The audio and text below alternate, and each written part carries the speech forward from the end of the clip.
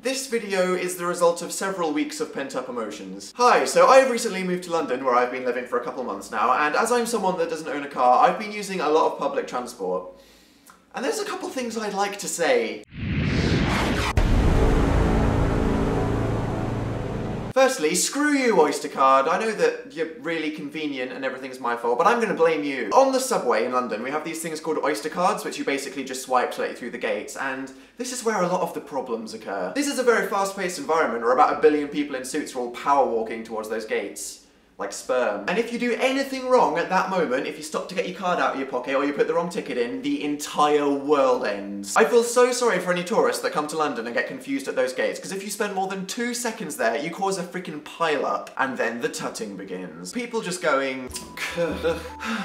Unbelievable. And it's all your fault. You might as well be Hitler, because that's how much everyone hates you right now. But on a really busy day, it's just the worst ever. Firstly, the crowd is moving so fast that half the time I miss my turning, but nothing in the world is worse than that moment when you realise the doors are about to close. This happens on trains and buses as well, and it's that moment when everything freezes. It's just you and the door. And you just have to make the call. Are you gonna go for it? Are you gonna go for it? Which usually results in missing it by 1 second and having a group of bratty children laugh at you through the window whilst you cough up your lungs. But once, okay, I actually made it.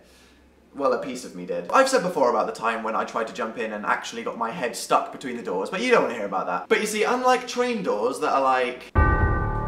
and politely open again, the underground doors are like metal Venus flytraps of death. But I think in the list of awkward moments of my life, having a full train of people all staring at that absolute twat that somehow managed to get his head stuck in the door, that was pretty up there. But I swear, people are convinced that no matter how full the carriage might be, there is always room for one more person. And so the old Asian lady who does not give a shit crams herself into that space, and I find myself getting probed by some guy in a trench coat. Every time. And that's always the moment when the gross person who definitely has SARS and swine flu decides to sneeze on your face. No escape. It also doesn't help that my elbow seems to be perfect boob height for short females. Like, you have no idea how many accidental boob elbowings I have committed. And the ladies are often not impressed. But sometimes it is a better alternative to sitting when you take a seat and realise how ominously damp it feels, and you really don't want to know. Seriously, it's a hardcore environment. If you hear, "We are sorry to announce that there are currently mild delays," people start going, "Oh, someone better have died horribly, I'm going to be late for my meeting now." And occasionally a station will be closed, which means that you have to get the bus. Now, I'm not a bus person. If you're not familiar with where you're going or when you need to get off, then going on a bus is one of the most fucking terrifying experiences ever. I see all these people getting straight on with their secret golden bus passes of Infinite Bus, and I'm just like, a single to King's Cross, please. And the driver looks at me like, "You have no idea what the fuck you're doing, do you?" And I'm like, no! But I'd like to take this opportunity to wish a fiery death upon the following people. That kid who won't stop pressing the stop button. I'm so funny! That guy at the back of the bus who has the coolest music taste ever and wants everybody to hear it. "Oh mate, this is a sick tune, it's a sick tune, yeah, blah blah blah." That smelly guy who for some reason always sits next to you even though the entire bus is empty. You look nice. And the bus drivers who give you the look of death if you don't have the exact change, or the ones that can definitely tell that you're running to get the bus and they drive away anyway. But talking of traumatic incidents, this actually happened to me last week, okay? I was on a bus and I was going somewhere I'd never been before, and I was freaking out because I didn't know when to push the stop button. When I saw something that made me think I was there, so I pushed the stop button and then realised that I was absolutely nowhere near it. Now, a normal person would just say, "Oops," and stay on the bus.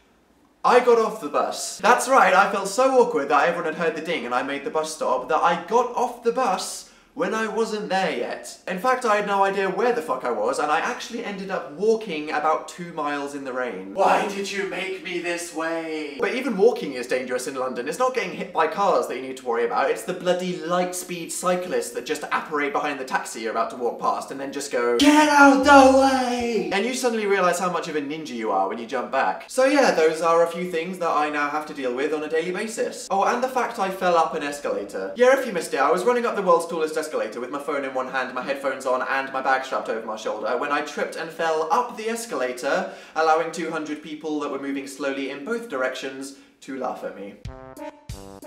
Yep.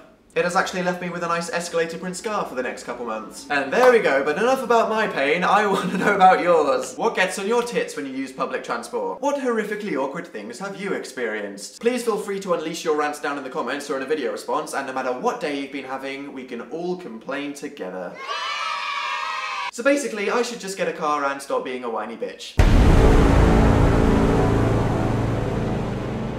And now it's time for the sexy end screen dance. The worst, then best, then worst 5 seconds of your life. Alright. Please give me a good thumbing if you have enjoyed the video. Subscribe to my channel to see more of my videos. Thanks!